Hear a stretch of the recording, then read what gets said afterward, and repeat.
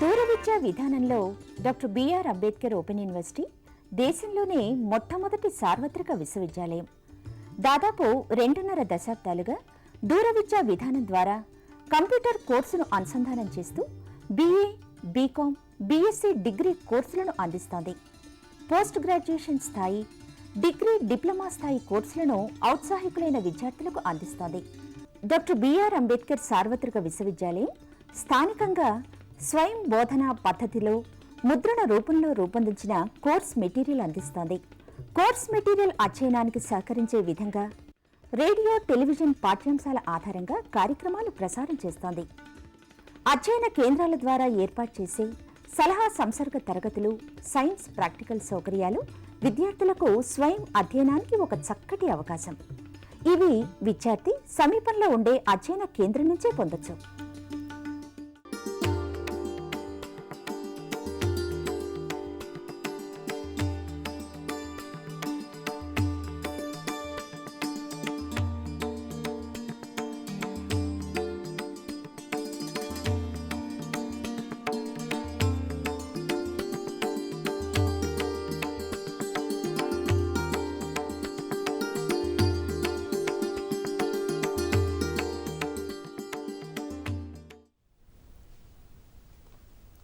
Hello viewers, a very good afternoon, and before we start the academic session, on behalf of the university, on behalf of the resource persons and on my personal behalf, let me take this opportunity to wish all students of Dr. B.R. Ambedkar Open University and also all viewers of this program a very happy and prosperous new year. Happy 2017. So, now let us start our academic session. Management Information System and Overview. This is the topic selected for today's discussion. This topic was selected from Information Management and Computers course. So, this session is more useful for first year MBA students of our university. This is a common course and compulsory course which should be studied by all students who are doing MBA from our university. So, what is MIS? What is Management Information System? In a broad sense, MIS refers to the computer based system which provides managers with the tools to organize, evaluate and manage departments within the organization efficiently. So, in this context, it can be said that MIS is connected or it is linked with the people, organization and also the technology. But why this concept of MIS is gaining lot of prominence nowadays? Because information is required at any time to run the organization successfully. But why this concept? Why nowadays everybody is talking about MIS? This is because we are all aware that taking right decision at right time is one of the crucial aspects to run the organization successfully. And this particular activity, that is taking the right decision at right time, is becoming more and more important in the present day environment, the present day scenario, the scenario that is existing nowadays, that is prevailing nowadays. Because the organizations which are functioning now, they are working in a completely complicated environment, a very challenging environment. Because previously the competition was very less, but now the competition, you can take any field, either manufacturing or service or any other sector. There is heavy competition is existing. And the scale of operation previously was very limited, but now the scale of operations is very wide. The organizations are internationalizing, they are dealing with so many countries. And there is lot of change in the customer attitude. It is nowadays it is very difficult to satisfy the present day customers, that they want very unique, their needs and requirements are very unique, they are in a demanding situation. And you can even take the workforce. The workforce of the organization is very diversified. So, these are just a few challenges which the present day organizations are facing. So, to work in such a type of situation, unless the decision makers have the right information, relevant information and timely information. It is very difficult for them to take a right decision at right time. So, MIS comes into the picture at this stage. MIS provides the information, as I mentioned just now, accurate information, timely information and relevant information to the decision makers. So, MIS, it is a very well structured system which collect the information, process the information and disseminate the same information to the decision makers. So, to enlighten us more about MIS, what is management information system, what are the functions of this information system, why this MIS is gaining lot of importance, what is the role of this MIS, what are the various approaches to MIS, what are the tools to MIS and what are the emerging trends in MIS. Like I think you might have heard about various concepts like data analytics, cloud computing and what are all these things, what is their importance nowadays. To explain us all these things, we have two eminent experts with us today in our studios. On my immediate left is Professor G.V.R.K. Acharyulu. Hello, sir. And next to him is Dr. D. Venkata Srinivas Kumar. Hello, sir. And luckily, both the resource persons are from the same institute. Both of them, they are working in School of Management Studies of University of Hyderabad, that is Central University of Hyderabad. Both the resource persons, they have exposure both academically and also industrial side. Both of them initially they worked almost for more than 10 years in various industries in various capacities and later they switched over to the academic field. So, first of all, thank you very much, sir, Acharya Garu and also Srinivas Kumar Garu, and sparing your valuable time, that too on 1st January and being with us today in our studios. Thank you so much. So, my suggestion to the audience is actually, as you all know, first 40 minutes we devote for academic discussion, that the resource persons, they explain various concepts on the set topic, and then if you have any queries or if you want any clarification on this topic, you can call on the numbers which I am going to announce now and seek clarification. And the numbers to which you have to dial are 2703 1431, 2703 1432 and 2703 1433. And callers outside Hyderabad, please use STD code of 040. So, shall we start our discussion, Acharya Garu and also Srinivas? Yes. Yeah, thank you. My very first question is to Acharya Garu. So, I just introduced the concept very briefly. So, I just request you to give more focus on this concept. What is information system and what is its role, its significance nowadays? Yes, ma'am. So, the information system is actually a system which supports managerial activities for decision making in any organization. That is a very simple understanding of a system, information system. But if you look at the broad sense, a system is actually a collection of interrelated activities or items which are working together to store or process, retrieve and also disseminate information and data across different organizational departments for supporting the managerial decision making and also to control and to manage and control the information for better decision making in the organization. And if you look at the information system significance, so nowadays the organizations are going for digital technologies. So, when the organizations are going digitally and also the digital organizations, they require information. There is no other alternative for information system, and also the significance is very important. It is growing like anything. And if you look at the significance of information system, you can look at how it is going to play important crucial role in the competitive environment, and also how organizations can survive using information system is very important. If you see that the operational excellence, to improve the operational excellence, productivity and efficiency and effectiveness of organization, information system is very important. And also if you look at other aspect, the important aspect, that is the significance of information system is it is going to create integration between the customers, the business organization, the customers and suppliers. So, intimacy between the customers and suppliers are going to be there.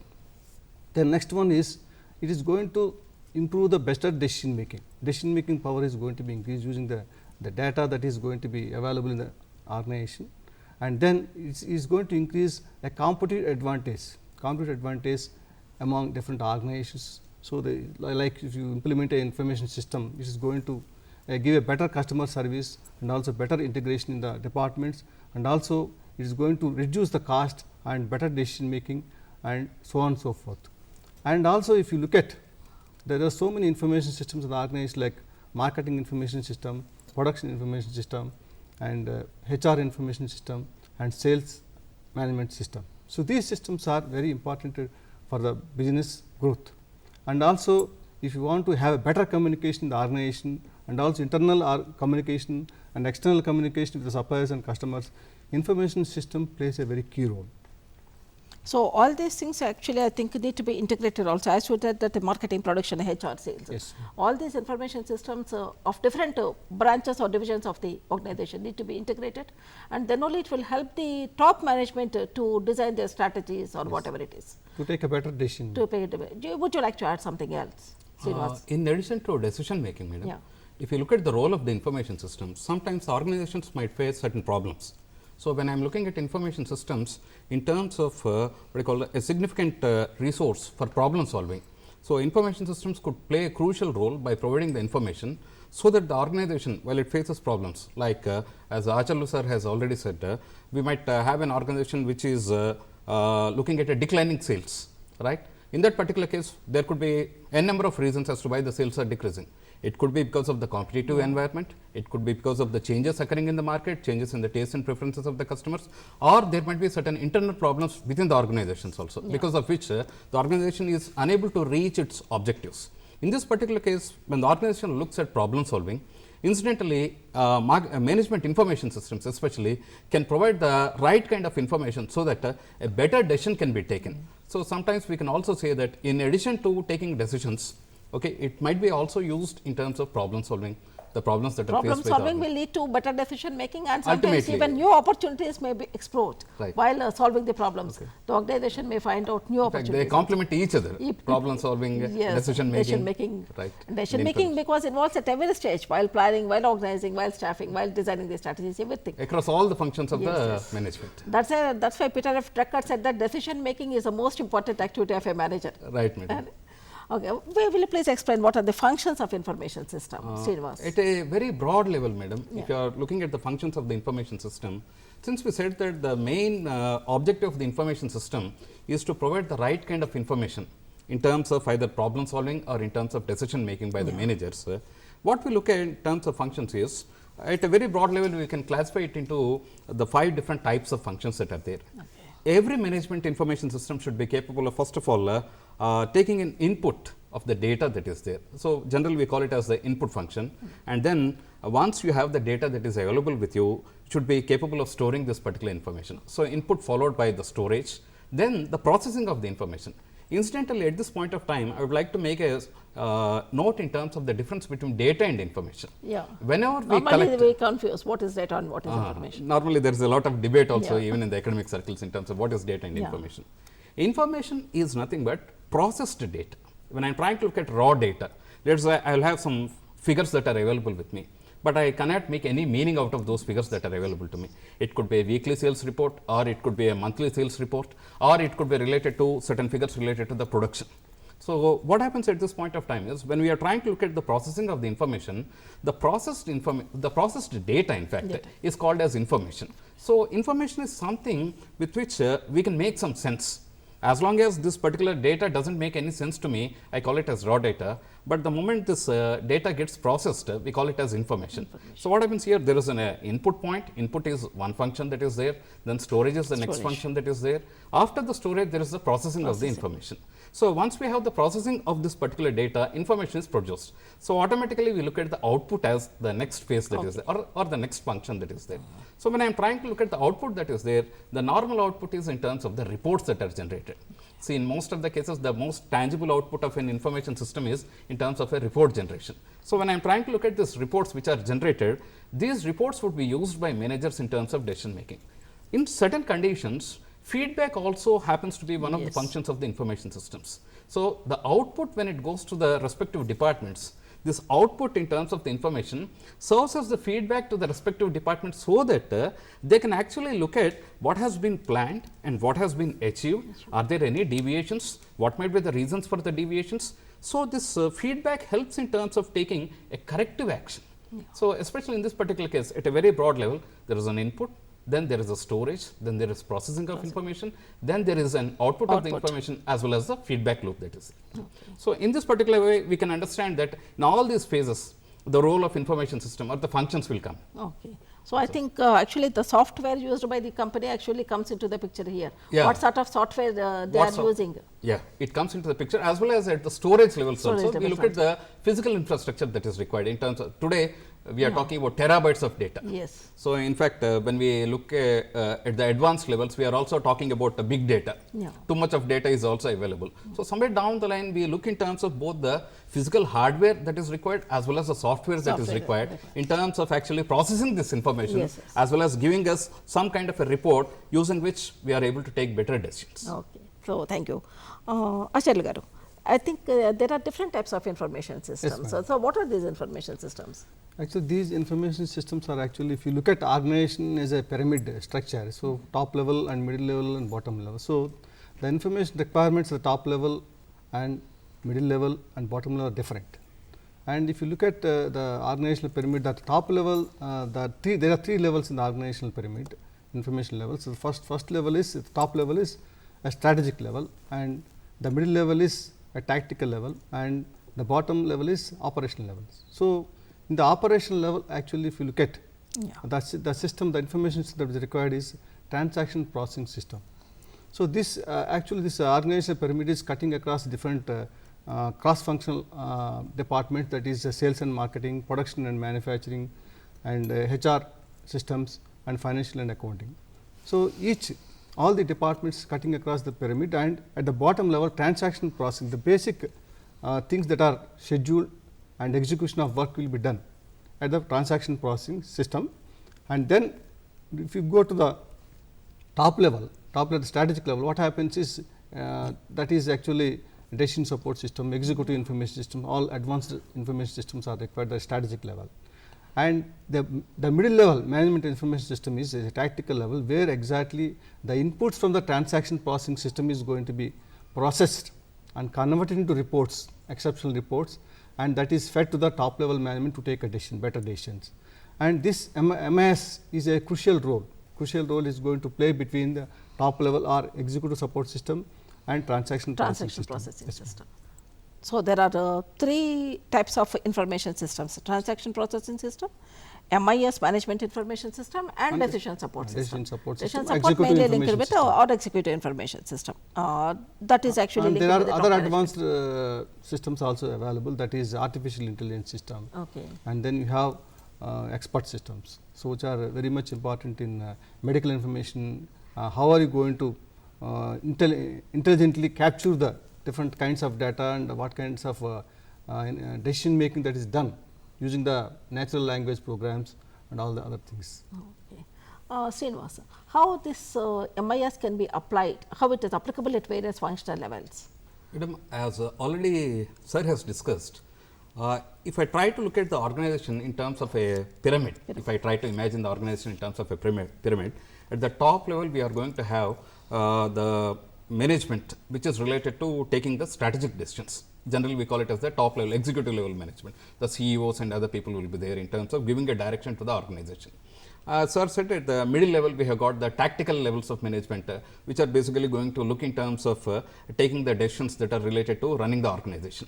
At the bottom level, there is a transaction processing system, which is related to the daily activities. More or less, it is at the operational level, we have got an information system that is there. Now, incidentally, when I am trying to look at or when we try to look at the organization in terms of the functional units that are there. As we generally know, an organization can be divided in terms of the marketing department, we will have the human resources department, we have a finance and accounts organization that is there, we also have production or manufacturing department that is there. Now, interestingly, all these functional units, they also have got different levels in terms of the lower level, the middle level, as well as the top level that is there. So, as sir said, the very nature of the information system differs based on the level that is there. Say for example, for the day to day activities that are there at the operational level, we are going to look at the information needs, and then we are going to look at usage of the information. But whereas when we look at the topmost hierarchy of an organization, we are going to have maybe the decisions that are generally unstructured in nature. These are not repetitive. The problems that are faced by the organization generally, which may not be of repetitive, which is because the outside environment is very dynamic. So, what happens in this particular case is, when I am trying to look at the functional areas that are there, from a functional perspective, let us say if I can start with the marketing. Generally, we talk about something called as a marketing information system. So, what we are trying to talk about here is an information system at a very broad level can further be divided into, as sir has said, system is already consisting of subunits, yes, because it is a set of components. Sure. So, again this major information system could be divided into a marketing information system, HR information system, accounting and finance information system, as well as production information systems. So, for example, if I take a marketing information system, it will have further subcomponents. The subcomponents are like this: a marketing research system, internal record system could be there. Then we are going to have marketing decision support system, and then we are going to have marketing intelligence system. So, in turn, marketing information system is going to have 4 subunits. 4 subunits. So, generally, if I take marketing as an example in this particular case, what we are trying to look at is, I need information related to, let us say, my competitors. Maybe my marketing intelligence system should be able to provide me with the required kind of That's information. what I am going to ask you. This is the concept itself is very interesting. Madam. What is this marketing intelligence system? So, marketing intelligence system generally focuses on the competitive aspects that are there. Okay. So, for example, if a company would like to take a call in terms of pricing of its products, it has to have a good understanding in terms of how the competitor is pricing the products. So, that tomorrow pricing should not be what you call a disadvantage for the organization, because generally people compare before they purchase. Or let us say, what are the kinds of strategies, what are the new products that are being developed by the competitors, how are they performing in the market. Somewhere down the line, if I have a system that gets this information, the marketing intelligence system is going to help me in terms of taking decisions related to this. Okay. Similar to this, when I try to look at the HR information systems, maybe at a very simple level, how many employees I am having, what are the skill sets of these employees that are there, what is the turnover ratio of the employees that are there. So, what is happening here is, somewhere down the line, I am getting information related to the entire HR department that is there. Similarly, when I look at the production and manufacturing systems that are there, maybe one issue is related to the quality information systems. Maybe I can look at the kind of levels of productions that are there, the kind of inventory control that I am having, which are the products that I am going to produce, and what are the levels of inventories, so that I can take a decision in terms of, because normally when I am trying to put this in the perspective of manufacturing or production, what happens here is, if I try to order something today, I may not get it immediately. Yes. So, I need to plan for my production in head. But in order to plan for my production, I need to have an idea about my inventory also. So, interestingly, what happens here is, if I need to order something, I need to have an idea in terms of the other components that are required for my production system also. Incidentally, once we go with this ordering system, this ordering has to be processed by the finance and account system. So, everything is linked, interlinked. Somewhere down the line, they are interlinked. So, I need to have again a finance and account system. The simple components of finance and account systems are accounts receivable, accounts payable, order processing that is there, and what are the outstanding amounts that are there for the organization. So, when we try to look at this, what is happening here is, everywhere here the blood of the organization is in terms of information. Because without the information, none of these units are going to coordinate with each other. Without the coordination of the units, there is no functioning of the organization. So, this is the broad way in which, from a functional perspective, we try to understand the information systems as the subcomponents of the information system. Would you like to add something? Yeah, for example, suppose if a customer gives an order for a particular product computer. So, what happens is, at the bottom level transaction processing system, so it is going to be captured whether it is a valid order, and the stock is available, inventory is available, all these things will be at the transaction level, and what kind of material they want to procure, all these things. But at the middle level management information system, this sales analysis is done.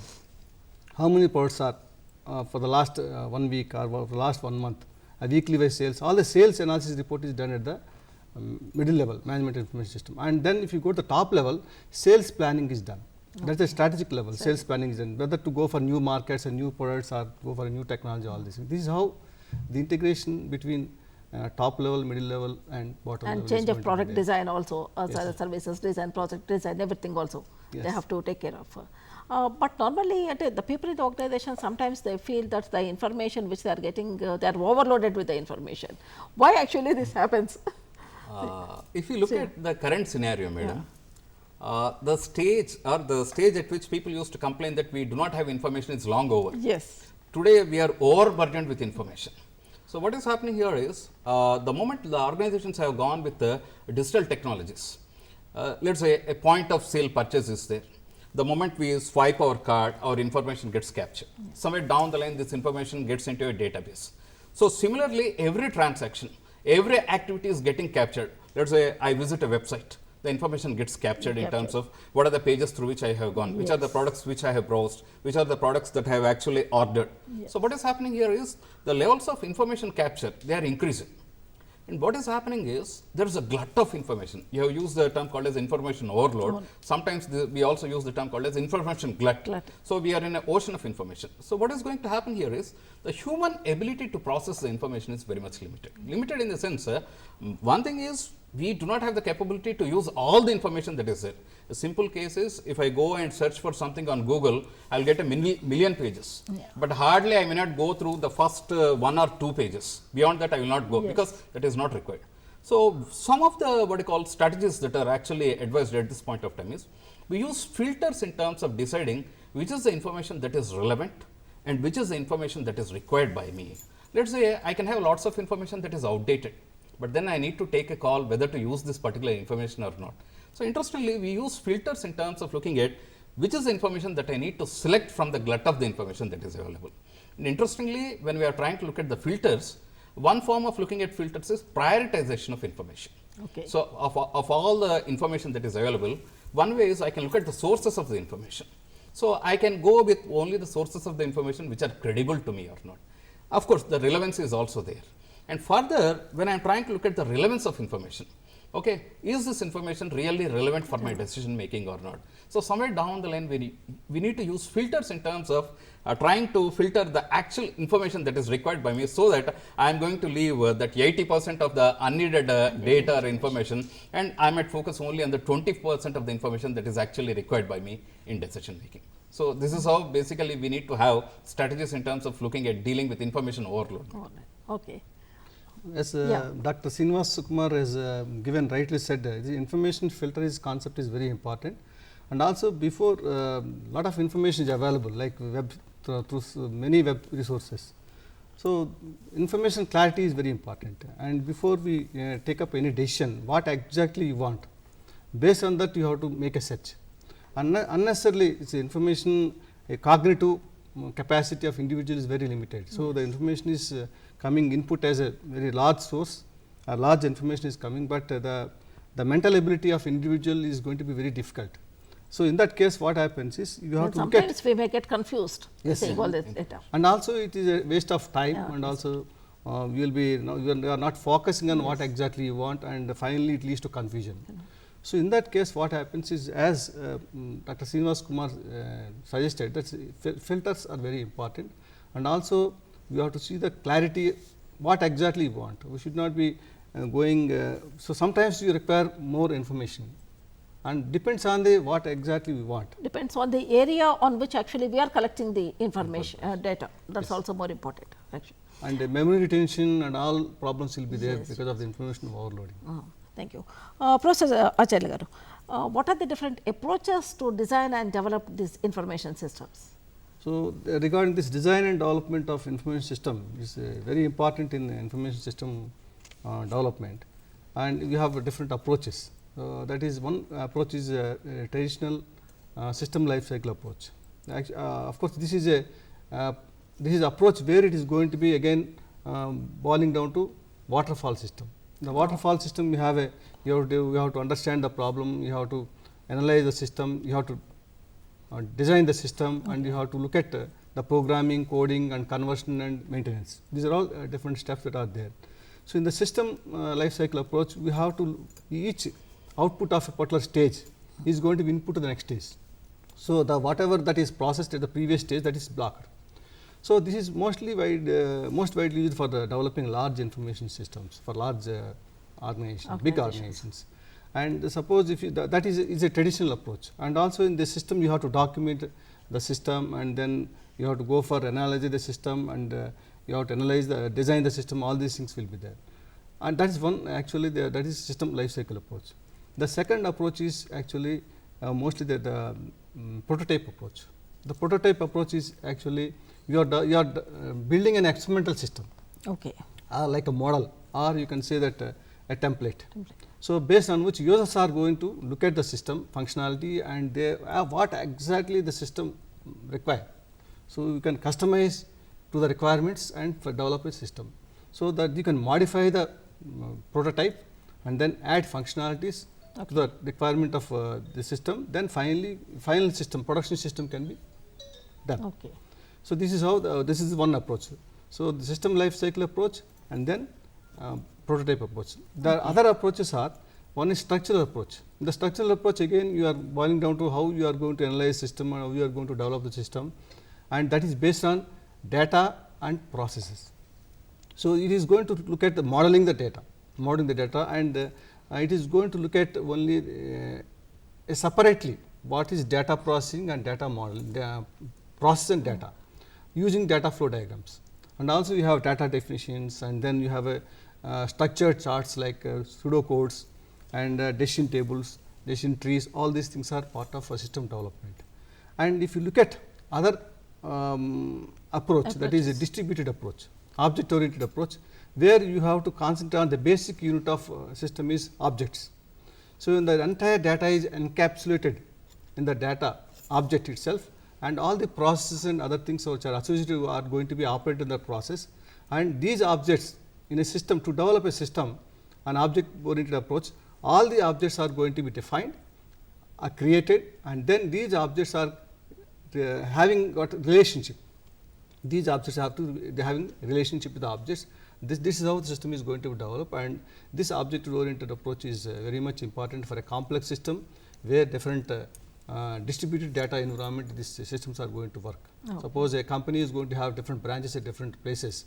So, how you are going to organize the information in a systematic manner, creating a object oriented approach and saving lot of time. Processing is very fast, and also you will be taking a decision very efficiently. Okay, and when the geographical area in which Yes. the organization is working is Yes. very wide, varied. Yes, yes. In that case, actually, this approach is very useful. Object oriented approach. Objective oriented approach. So, traditional approach, system life cycle approach, prototype, objective oriented, and you explain some other system. Yes. Okay, so these are the most important approaches Yes, ma'am. to design and develop the information systems. Dr. Srinivas, actually, this system development life cycle, this is one of the most important concepts. Yes, ma'am. What is the system development life cycle? Okay. As Dr. Acharlu has already said, system development life cycle is a very important method in terms of developing organizational information systems. So, what happens here is, we go in a very methodical way in terms of designing a system. In fact, before even designing a system, generally I would like to call it as, or generally the what I call researchers in this area, they call it as analysis and design of information system. Rather than designing, we start with the analysis. Normally, we start with the design, then analyze. Okay, this is analysis and design. So, analysis and design of information systems is how we take this approaches. Okay. So, interestingly, what happens is, in the context of an organization, there will be some kind of a system that is existing currently, which is taking care of, let us say, certain transactions. Now, what happens here is, because of the deficiencies in the existing system, people would like to, either the users or managers, they would like to place a request in terms of the design of a new system. This is where actually the system analyst job is going to start, means they receive a request in terms of the design of a new system. So, interestingly, what happens at this point of time is, when we have received a request, the first step that we are going to take is, we go with the request clarification in terms of what are people expecting in terms of a new system, what is being done by the system that is existing, and what is expected out of the new system. I will take a very simple example. Yeah. Let us say, if I take a banking transaction example, let us say we know that ATMs work basically on the backbone of information systems, but otherwise if you are going to the bank personally, you either give a withdrawal slip or you are going to basically give a check in order to withdraw your money. Suppose the bank requests that I would like to go with an online transaction processing system that is. for various reasons the bank has come. Now, the first step that we need to look at in terms of getting a request clarification. What is it that the people are exactly expecting in terms of the new system, because they have some kind of a complaint in terms of the existing system, or in certain cases there may not be an existing system. Right from the scratch itself, the organization would like to go with a computer based information system. Now, once you go with the request clarification, then we basically look at the feasibility, because people might ask for many things. We need to look at three particular perspectives as far as feasibility is concerned. One is the technical feasibility, the second one is the operational feasibility, the third one is the economic feasibility. So, when I am looking at the technical feasibility, do I have the right kind of technologies available right now in terms of conducting the transactions in the way it is expected? That is one perspective. Second one is when you are trying to look from the economic perspective that is there, you need to make a cost benefit analysis. Does it really matter in terms of going with a new system, or the cost of operating a new system is more than the benefit that is achieved? In that particular case, it is not justified from an economic perspective to go with the new system that is there. And incidentally, when you are looking at from an operational perspective, the operational feasibility, once you are going with a new system, are the people going to accept it? Are the users going to accept it? A few examples like this. Traditionally, if you look at the role of a conductor in a bus, the conductor issues the tickets. But whereas when we had this machines where the tickets can be issued with a machine, ticket issuing machine is there, the driver replaces the role of the conductor, or he does both the role of the conductor as well as the driver, so that the organization is going to look at business process reengineering. But then whether the user acceptance is there or not, this is more in terms of the operational feasibility that is there, whether it is possible for the person to do the two functions or not. You need to make some kind of an analysis at this point of time. Once these three answers are satisfactorily answered, once these three questions are satisfactorily answered, then we go ahead. So, what we do after this request clarification, all this come under preliminary investigation. So, for whatever we have discussed. And then the next part is in terms of determination of system requirements. What is the system requirement? System requirement is nothing but what are the features you expect in the new system? What are the features that you expect in the new system? So, for example, in this particular case, when I am trying to look at the banking example that is there, I need a machine which is going to dispose the money, and then I am going to give my credentials before it disposes the money. So, what we try to do? We try to first of all understand the existing system. What is being done? How it is being done? How frequently it is being done? What are the limitations of the existing system? These are the questions that are asked at the determination of system requirements. Then what happens is we take a call in terms of the design of the system. So, design of the system includes, one is the logical design. What is the kind of the logic that we are looking in terms of the functioning of the information system? And the second one is related to the physical design that is there. What kind of technologies you are looking at, what kind of maybe software as well as the hardware that you are looking at, that is the physical design part of it. After this, we actually go with the development of the software that is required, because this is a very, as sir has said, this is a waterfall approach. Unless you complete the previous step, you cannot go to the next step that is there. So, then comes the actual design of the. We can't do each of these simultaneously. Only one, we have to complete one, and then only we the have previous step has to be completed before we go with the next step, as far as this system development life cycle method is concerned. Then we actually go with the design of the new software. Then the new system is tested first of all, whether it is giving the desired results. Are there any drawbacks with the existing system that is there? What are the perceptions of the users? How are the users feeling about the new system? And if you get a satisfactory answer, then we are going to go with the actual deployment of the system and then the evaluation of it. This is in practice. So, if you look at, these are the 5 or 6 steps that are involved in terms of SDLC. SDLC. So, that is why you said that first analysis and then design. So, first of all, analysis actually plays a very crucial role here. In terms of understanding the requirements. Otherwise, what happens here is, if you make a mistake there, the newly designed system may not be capable of either what you call catching up with the expectations of the users. And because a lot of financial commitment is also there, because introducing a new system is not huge financial sometimes a huge financial commitment is required. In fact, today 1/3 of the capital investment of some of the US companies is related to information systems. Imagine, earlier it was related to machines and buildings, but today information technology has gone up to an extent where the capital investment up to 1/3 is being dominated by information systems. Thank you so much. Acharya garu, the database actually plays a very crucial role. It is very important in information systems. Yes, so, what is this database and what is its role in information systems? The database is very important aspect in the information system. if you look at database, it is a set of organized collection of data at one place. And also if you look at the interface between the database and user is a database management system.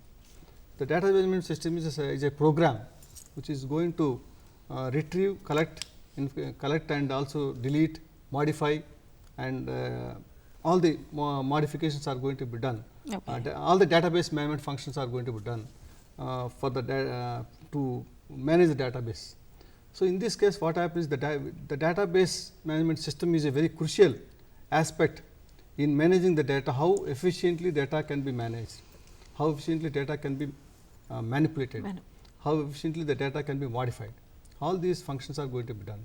And if you look at the database management, the importance of database management in information system is, it is going to reduce the redundancy, and also it is going to data consistency, increase the data consistency, Okay. and also it is going to create data security, confidentiality, and also data integration, and also it is going to create some kind of integration among the departments. Different kinds of data is going to be integrated, and this database is going to create a security and control over the database. And if you look at other aspects of the importance of databases, it is going to create a very good communication in the organization. And if you look at the cost, the cost is going to reduce, and also the better communication coordination among the departments, and people are going to take a better decision making. All these things are part of database management. Okay. Would you like to add something for this database management system? And I also request you to just explain how this DBMS is different from traditional file based system. Okay, this is an important question, madam. Yeah. Adding to what Professor Acharlu has already said, Yeah. if you look at the database management system, it is an environment where there is a software as well as a database, and mostly this DBMS is related to how we basically feed data into the database, how we modify the data, as well as how we extract the kind of information that is required by us. Before the DBMS environment, organizations were using information, organizations were using computers also, but they were using the traditional. And before computers, organizations used it to manage manually. Yeah, in fact manually. Yeah. That's where, interestingly madam, before the advent of computers, the census data that was collected by, let us say, US government, the compilation of the data used to take 7 years. So, by the time we used to come up with a report, the next census is ready. It get old. That's where when the IBM computers were deployed for the census data crunching, they realized the importance of computers, because at that point of time people felt that only large organizations or only governments required this kind of machines that were there. So, interestingly, coming back to your question that is there, computers were deployed by organizations, but across the organization, across various departments, we used to have islands of information. That means that these are the information islands that are not connected with one another. These are entities that are not talking to one another. Okay. The traditional file based systems that were there, individual file structures were there. Let us say within the same organization, marketing has got one kind of a file structure, finance has got another kind of a file structure. That was traditional file based systems were there. But the problem here is the same data is getting duplicated. The same data, that is where Acharlu sir was talking about data redundancy. The same data is existing in across the multiple departments that are there, which is going to take away a lot of storage space as well as the resources of the organization. But the problem does not end here. When it comes to the data, this data is not going to speak on a single what you call platform. In the sense, whenever there are modifications of the data, a simple example like there could be a change of the customer's address. Sales and marketing would have updated it, maybe the finance department has not updated it, because what is happening here is they are having independent silos of information. Yeah. So, what happens here is this leads to what is called as inconsistency. I have got data, I have got duplication of the data, then I have got the data which is becoming inconsistent, that is there. So, what is happening here somewhere down the line, this will also lead to in certain cases the integrity of the data also, because somewhere down the line I cannot take which information I have to take, because the information is there, but the information is not uniform, that is there. This is going to create a problem. And one more thing is, when we are trying to look at the file structures that were there, whenever the file structures were changing, the programs had to be rewritten in terms of accessing the data. But whereas when we are trying to look at a DBMS environment, we do not have these kinds of problems. There is a centralized database, there is a data whose what you call vision, sorry, there is a data whose view is unique for the organization, there are no changes. What are the changes that are being made? They are visible to everyone depending on their level of access that is there. Data security is there. There is a better control over the data. To a larger extent, the data redundancy has been solved by using the databases that are there. One more important thing in the context of database management systems is, we talk about the properties with an acronym called as ACID. A stands for atomicity. What it means is, when you are trying to complete a transaction, the transaction has to be either completely done or not done. There cannot be a situation where the transaction is performed half. It is either 0 or 1. The transaction is not divisible. What it means is, suppose A is crediting money to B's account, let us say using online banking. Yeah. Either the transaction has to be complete. In Hot the sense, topic of nowadays. there is a there is a debit at one end and there is a credit. There cannot be a debit without a credit, or there cannot be a credit without a debit that is there. Yeah. This is what is called as the atomicity function that is there. Then we also look in terms of the integrity of the data. Whenever we have data constraints that are there, when I say that there is a constraint of the data where the value of the data has to be within these parameters, you can enforce these constraints using the databases. Then also, when we are trying to look at the ACID properties that are there, madam, data integrity, as I have said. And then we also look in terms of the data being visible at uniform levels, and we also look in terms of the data durability also for a longer period of time. When I am trying to talk about the data, it is going to be very durable, as well as the consistency of the data. So, these are achieved with a DBMS environment, which were not possible prior to the DBMS environment. That is where, when we are trying to look at the revolution that has occurred across the databases, large organizations started deploying heavily in databases, because somewhere down the line we are capturing data internal to the organization as well as external to the organization also. So, what happens here is, these are some of the benefits or the advantages that are derived out of DBMS. Oh. Actually, one more thing, that is, actually, if you look at for example, suppose a customer, suppose you want to apply for bank loan.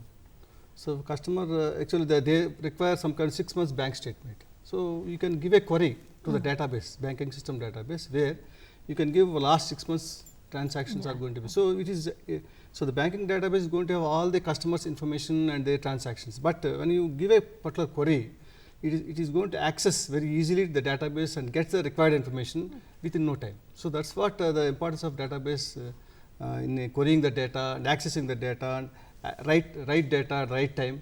All these things are very important. Certain times even we do use, but now only even I am understanding it, because when actually I use net banking. So, I just give a query, okay, I want data of previous 3 months or 4 months, then immediately the data will be retrieved, then we can take a print out and just verify what is the data. Yes, that is the beauty of database. Yeah, really, the excellent concepts, how actually the technology is really Redefining our lives. Yeah, it is redefining our lives. So, but of course, MIS is becoming the most important aspect, but it is having few challenges also. Acharya Garu, what are these challenges? So, these are challenges. If you look at challenges are many, but as far as business organization is concerned, the challenges are operational challenges and technical challenges. If you can broadly categorize it to two types. Operational and technical. Operational challenges are mostly how are you going to increase operational excellence, profitability, efficiency and effectiveness and productivity. So, in this operational challenges, suppose if a client, if the project is delayed, or if the system development is delayed. So, the cost overrun is there. So, the cost is going to increase, and also you can how best you can reduce the delays. Sometimes the client requirement is you have to complete the project within specified time or before time. So, how are you going to meet the challenges? How are you going to complete the project within a specified time or before time? That is one challenge. And also, if you look at other technology adoption, there is also one challenge. Suppose software failure happens, so how are you going to address this? And technology is going to outdate it, then how are you going to update it? And whether there is a compatibility with the new technologies or not. These are all operational. Technical challenges are mostly look at security, confidentiality, and the cyber crime and all those things. Cyber crimes and different kinds of security issues. So, in spite of the systems are full-proof, so robust system and a completely reliable system is very important. That is very difficult because the hackers and crackers are there. So, definitely they are intruding into our system and sending a malicious code and destroying the system. So, how you are going to define your robustness of a system and security and control? That's one of the important challenges. And if you look at other challenges in technical challenges, how you are going to adapt to the new technology, that is also one of the important aspects. And if you look at other challenges, infrastructure challenge, and also how you are going to look at the new products and new developments, how you are going to incorporate, that is also challenge. And database management is also one challenge, and information overloading is also one challenge, how we are going to come out. So, these are some of the challenges. So, normally this when we are going to use IT, normally there will be resistance from the employees. That is, I think, the most important challenge which the organizations, of course, all these challenges are MIS, and the most important challenge which the organizations face, when actually they get the organizations automated, Right. is some sort of insecurity in the minds of the employees.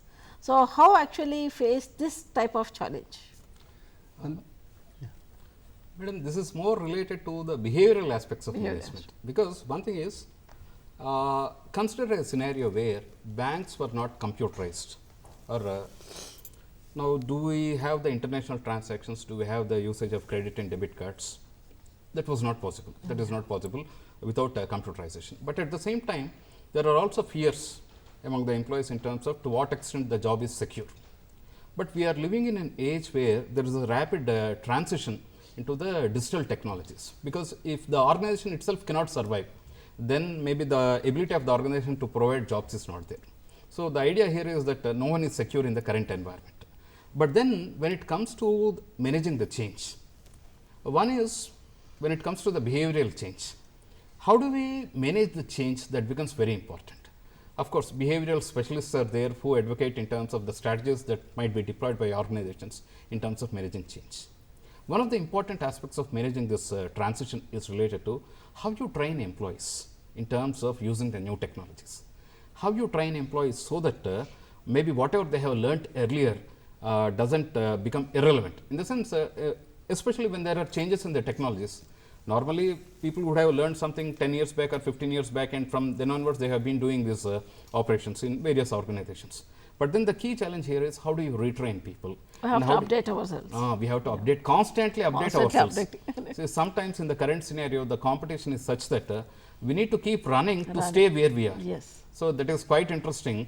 So, when it comes to the dealing with the resistance of change, very interesting statement. We have to run to stay where we are. That is the kind of the scenario, not only for employees, even for organizations. Even for organizations. Even for organizations. So, the only survival mantra at this point of time is embracing change, getting ourselves ready for change. And we need to have a very open mind for learning, constant updation. That is only going to save the day for us. Actually, there are few emerging trends in MIS. What are these emerging trends, Srinivas? So, if you are looking at information systems, madam, today we are actually we are in very interesting times as far as the information world is concerned. On one hand, we have got issues like trends like cloud computing. We have got very high proliferation of social media technologies. Okay. Earlier, social what you call interactions used to happen across people, but today people might be sitting next to each other, but they may not be talking to each other, but they might be actually conversing with someone who is continents away. This is made possible because of the technology, again information technologies, social media technologies. Then mobile technologies, again a very important and a radical aspect of information technology is related to the mobile technologies. Then we also have, as Dr. Racharlu has already said, we had artificial intelligence and other things that came into the picture. Yeah. So, interestingly, this is a crucial juncture for organizations also. If I try to look at, in addition to this, there is also a lot of what I call talk as well as a lot of information about big data, and then how big data is going to change the entire scenario. We are also talking about data analytics, or in the context of business analytics, we call this as business analytics. So, what happens here is, if I try to take a simple example of cloud computing, Today, what the organizations are saying is, you need not have IT infrastructure or IT software with you. Everything is available in the cloud. Everything is available in the cloud. In the cloud means somewhere there is a central server. What is this cloud? So, this cloud is nothing but, madam, earlier when we are trying to look at the databases that were existing, these databases, especially if without me having any information on my computer or without me having all the software on my computer, there will be a service provider for me who is going to give me space for me in terms of storing my information, who is also going to give me the access to the applications that are there. So, what is happening here is, I am not having everything that is needed by me on my computer, but rather it is there on the cloud that is there. So, this cloud computing is an interesting scenario where software can be given to the user as a service, infrastructure can be given to the user as a service, the platform for making transactions can be given to the user as a service. So, this is going to result in a lot of cost cutting for the organizations. So, when you ask me where is your data, I will say that data is right now not there with me, it is in the cloud. So, interestingly, let us say we have certain simple examples like Dropbox. I need not carry my files, I keep it in the Dropbox. So, what is this Dropbox? There is a centralized server on which I have been given some space. Google Drive is one more example. I will keep my information there. When I require information, I am going to access it, because today everything is connected over the internet. We are also talking about internet of the things that is there. So, this is one aspect related to one emerging trend that is called as cloud computing. Social media. Most of the times people are sharing information in terms of what they are doing or where they are traveling. Now, lots of information is getting generated. Organizations very clearly, if I try to look at organizations like Facebook, they make a lot of money in terms of sharing this information with the marketers. As the moment a marketer knows that a customer is in need of certain things, let us say you are planning for a vacation. If a marketer knows, immediately you are going to get mails from let us say a few airlines that will give you discount tickets, or maybe a few hotels that are, if I know your destination, I can give you the information, so that my advertising becomes what I call more structured, or it is narrowed down to the customer that is there. This is made possible because of the social media technologies. And even I read somewhere, the organizations actually before selecting the employees, they are analyzing the posts actually made by the applicants, right, madam. How they are interacting, the posts, to study their personality and right, everything. Madam. Absolutely, because interestingly, the more the information people are sharing, they are exposing themselves more. Okay, whether knowingly or unknowingly, but this becomes an important source of information for people, especially for organizations to assess the candidates also. Sometimes even in crime detection also, the kind of postings that were made in social media are being used. So, this is about the social media that is there. Analytics is going to be a game changer. As far as the information systems are concerned, the kind of analytics that we are developing now, let us say we have terms like machine learnings, where machines over a period of time try to learn from the way we give the logic to the machines, and they are going to classify the customers. They are going to look at doing some regression and then trying to find out the values that are there in terms of forecasting, let us say, for example. So, these are some of the aspects where we have the emerging trends that make information systems even more pervasive, even more powerful also. So, one more small thing I would like to add, and this Prime Minister Modi is introducing cashless transactions using a mobile app that is Beam, digital Beam. Day before yesterday, I think he released the app. Actually, there is a, without using internet, you can go for cashless transaction up to 20,000 rupees. That is a really really, as we are discussing, technology really became an inevitable part of our total organizations, even in the lives of an individual. Technology became so much inevitable. So, thank you very much, Professor Acharya Garu and also Srinivas Garu, for being with us today. I think the audience are there, they might be busy with the New Year celebrations, so that is why we could not receive any calls. But anyhow, thank you very much for enlightening us so many things about MIS, Management Information Systems. As far as MIS is concerned, even I am a lay person, but I learned so many things today with your explanation. Thank you so much. Thank you.